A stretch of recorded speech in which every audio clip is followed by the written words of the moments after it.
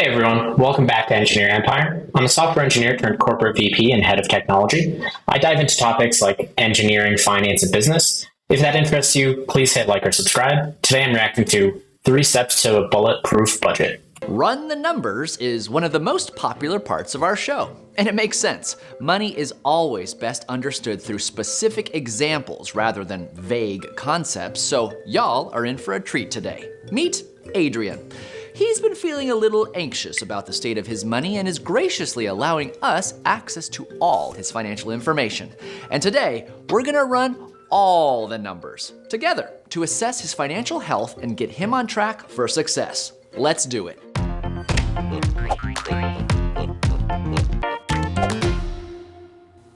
But before we get into it, we need to talk about the biggest roadblock that can sabotage us from the start: feelings.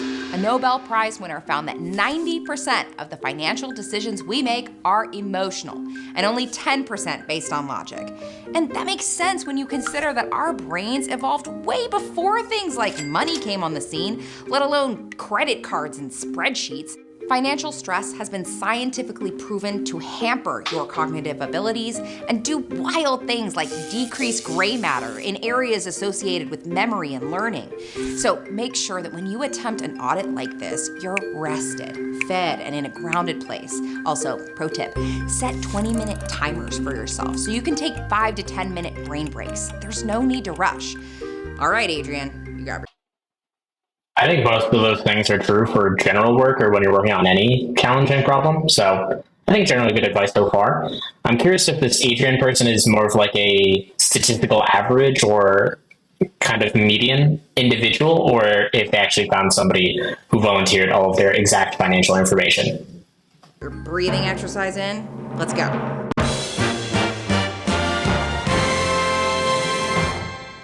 First up, let's figure out our cash flow capability. This is the current average gap or lack thereof between income and spending. Adrian is in his late 20s and works at a mid-sized company making $75,000 a year gross salary. After logging into his checking account, we see that after taxes and insurance, he is left with $25.20 per paycheck. He gets paid every 2 weeks, so we'll take that number, times 26 pay periods, divided by 12 months, making his average monthly take-home pay $5,460. Now, let's figure out where all that's been going. We'll start by adding up his essentials and debt payments. These are things that he'll have to pay for even if he loses his job.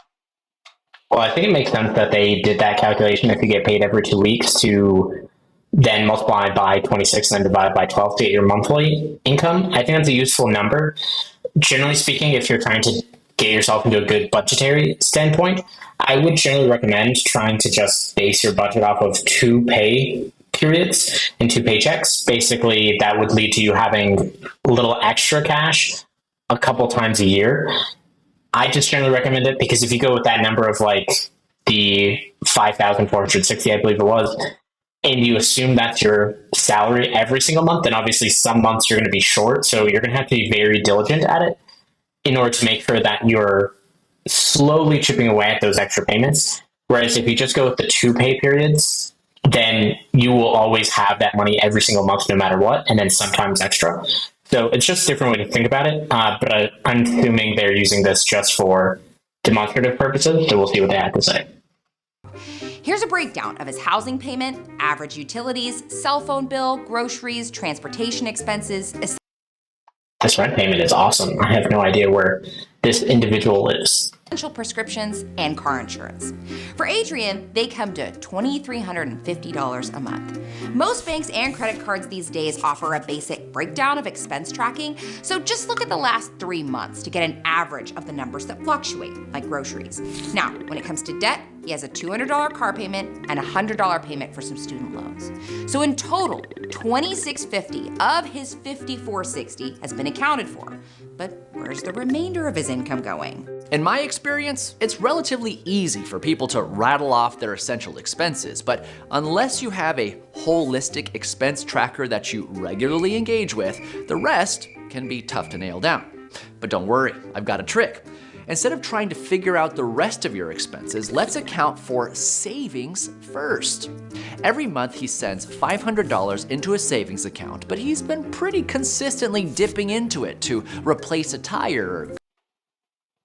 So I think what he's referring to here is what's commonly known as paying yourself first, basically meaning commit to paying yourself every single month, kind of similar to how you would presumably pay for your essentials in your life, like your housing or your rent payment. If you're every single month, no matter what, paying your landlord for rent, you should every single month, no matter what, be paying yourself for, or your future self, for retirement purposes or emergencies, etc. And so I think that's what he's covering here. Go on a vacation. In this situation, the best thing to do is to look back at the last 6 months and see how much his savings account has grown. Turns out it was $2,500 6 months ago, and it's $5,000 today.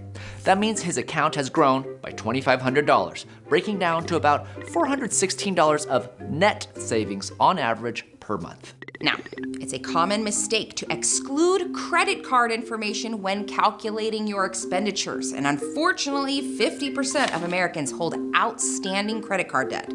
So, if his savings account grew by $2,500, but his outstanding credit card balance grew by $1,500 over that same period, that would mean he would only be saving $166 net, not $416. Thankfully for him, that's not the case. Now we know his income, essential expenditures, debt payments, and savings. The rest has to be his average discretionary spending. That leaves us with $23.94 a month that's headed out the door for things like restaurants, household goods, gifts for family, subscriptions, vacations, etc. The next step is plugging these three numbers into a few health assessing ratios. Let's start with his savings rate. Right now, it's $416 a month. Divide that by gross monthly pay of $6,250, and you get a 6.6% savings rate. Most financial professionals suggest 20% of gross pay as a healthy goal of savings, which for him would come to around $1,250. I think 20% is a very reasonable number. I think for reference, some financial gurus say 15% and some say 25%. It really depends on the age you start at, but I think saying 20% as a safe rule of thumb for whoever's watching this is probably appropriate. A month. To get there, he'll need to cut $834 extra dollars from his spending or find a way to make a little more money to create that level of gap. So he's not there, but the good news is that he is living within his means. The next ratio to check is essentials to income.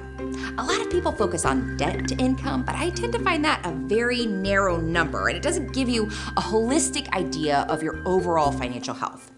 What's cool about this number is that it can help answer whether your financial stress stems from income or spending issues. Let me explain. At the moment, his essentials and debt payments are coming to 48% of his income. Whenever I see people stressed about money or not saving the amount they think they should, they tend to beat themselves up and blame it on their discretionary spending, like eating out too much. But there's more at play here. Of all the areas of your budget, your essentials are what you have the least control over. You don't set how expensive the rent is in your area. You don't set grocery, gas, or utility prices, or control if your parents could help you with college. If you run this number for yourself and realize that your essentials come closer to the 55 to 60% mark or above, that means an income problem might be at play. AKA, your area's cost of living is more expensive than your salary can keep up with. So your time and mental effort are likely better spent asking for a raise than buying different yogurt at the grocery store. It's especially typical to see these kinds of numbers in high cost of living areas like New York City or Austin. That's why it's so tough for many who live in those kinds of places to build long-term wealth. However, if essential spending ends up coming to 30 to 40% of your income and you're still stressed, most likely you've got a spending-related issue.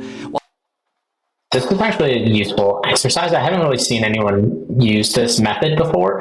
I've seen rules where they say like, the 50, 30, 20 rule, things like that. But actually just figuring out what percentage of your essentials are eating into your overall income is a good way to figure out which side is kind of overinflated. You could still use one of those other rules of thumb, like the 50-30-20 rule, which effectively says that you need to have like essentials at 50%, discretionary spending at 30%, and savings at 20%. And then you can figure out how far off you are from these things to also help you identify it.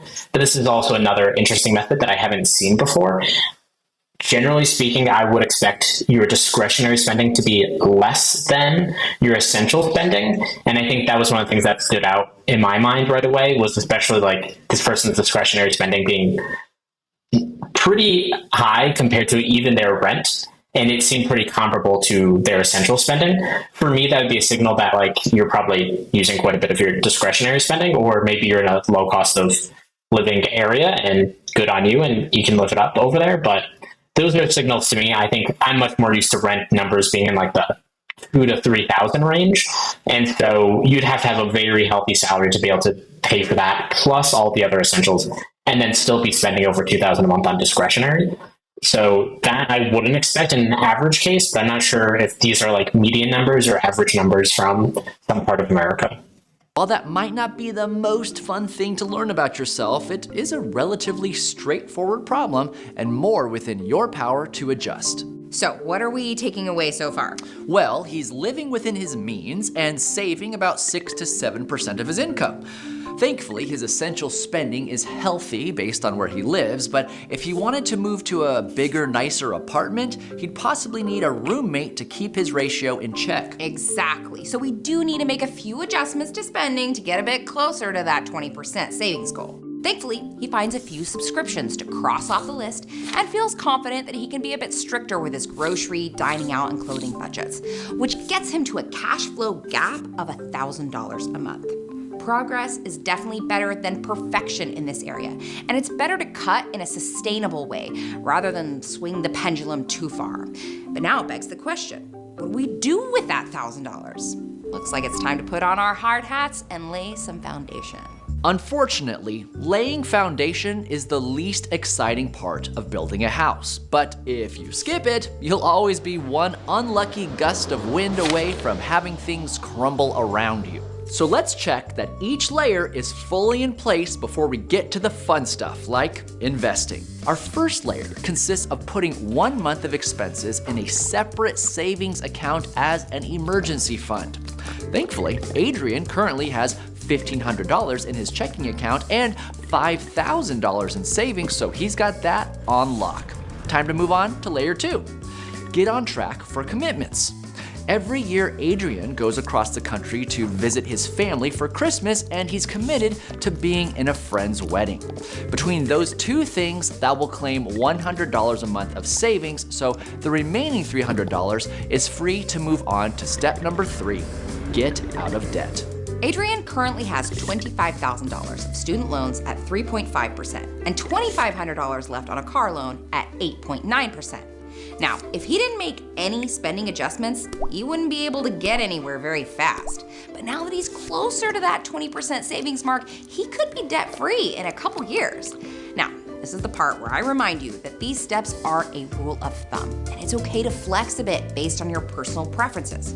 For example, he's not interested in getting out of those student loans super fast, given their low interest and the current state of the economy. So they didn't necessarily explain how he knows that this is low interest. I think most individuals would consider 4% or lower to be pretty low interest. This is usually because it's somewhat tied to inflation. And so, for instance, average inflation is, let's say, about 3%. So if you have a loan that's about 3% or less, then basically you borrow that money and you're paying back effectively less than what you actually got loaned for. So you're actually making out better in that deal. And so I think that's where up to 4% is kind of in that wiggle room of inflation might offset this debt a bit. But once you get into those higher numbers, like 6 plus, then that's usually considered high interest debt. And that's where that outpaces inflation and potentially even like your wage growth. And so that's where things get problematic. And that's where you could potentially start falling farther and farther behind. They've also mentioned saving 1 month of income for an emergency fund of some sort. That's a good start. I think it also depends on where people are. I think I've heard 1 month as a good starting point. I've heard maybe like $1,000 using your highest deductible. Generally speaking, having any cash extra will help you out. I think 1 month is probably a reasonable assessment because, if you need something today that you could still have paid for, but you for some reason had an issue, like let's say an unexpected healthcare expense, and you have a budget for healthcare, but you got a surprise earlier in the year than you had anticipated, you can potentially cover it with that. However, another good rule of thumb that I've heard is 3 to 6 months, which is generally aligned with how long you think it would take you to get a new job. That's one of the other big risks that people have is when you're employed and you have a steady income, it's kind of easier to use up that cash and handle issues as they arise. But if you're unemployed for whatever reason, that can really hurt you financially. And this is where you then could potentially take out more of that high interest debt and set yourself farther behind. And then you're trying to catch up later on. And that's where things can get really dangerous. So I would definitely recommend 1 month for sure, but I would even start thinking about 3 to 6 months of an emergency fund just to prepare for unemployment. For myself, I lean a little bit more towards the 6 month mark. 3 months is just a little short. Maybe it's just because the economy and what it is today, but I've heard of people taking 9 or 12 months to find a job. So if you need 9 months for a job and you only have 3 months of salary or 3 months of expenses, for instance, you're going to have a still pretty large gap there.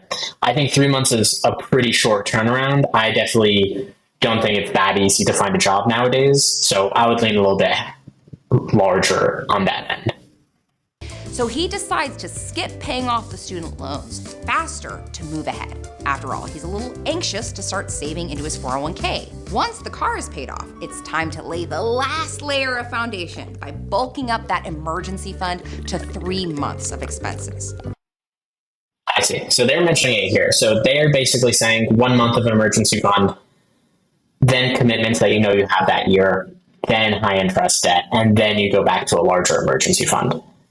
I think that's reasonable to me. I think to each their own. I think it depends on your risk aversion and what you're worried about overall. Again, I think if you have a healthy job, this makes sense. If you're not going to get laid off, putting towards your highest interest debt makes a lot of sense because then the sooner you get it down, the easier your life will be in the long term.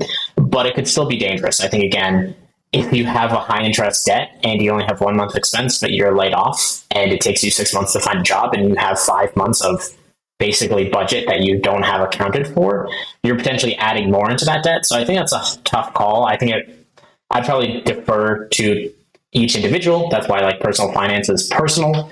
Is you should think about how stable your income is. Maybe do you have other forms of income? Are there other people in your household who are working or family members that can help support you? And I would take those into consideration here. But I think overall, knocking these steps out in the first 4 or 5 steps, I think generally everyone agrees with. I think the only disagreement some people have is which order do you do which.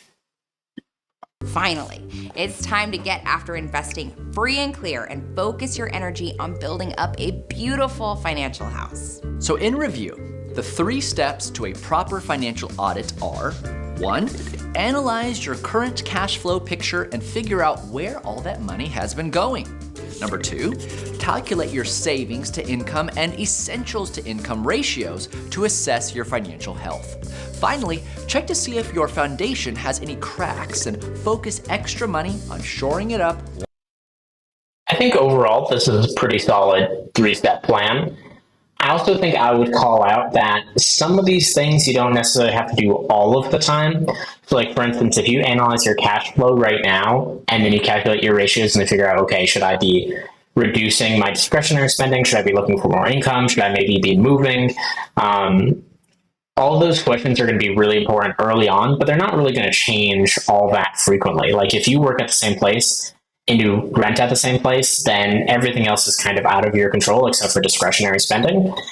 And you'll probably get a sense of it, especially if you're working towards this foundation step that they're referencing. So if you have extra to pay off debt and you're doing that and you're saving, then you're probably in a pretty good spot and you don't need to necessarily be analyzing your cash flow or calculating ratios every month or necessarily every 3 months.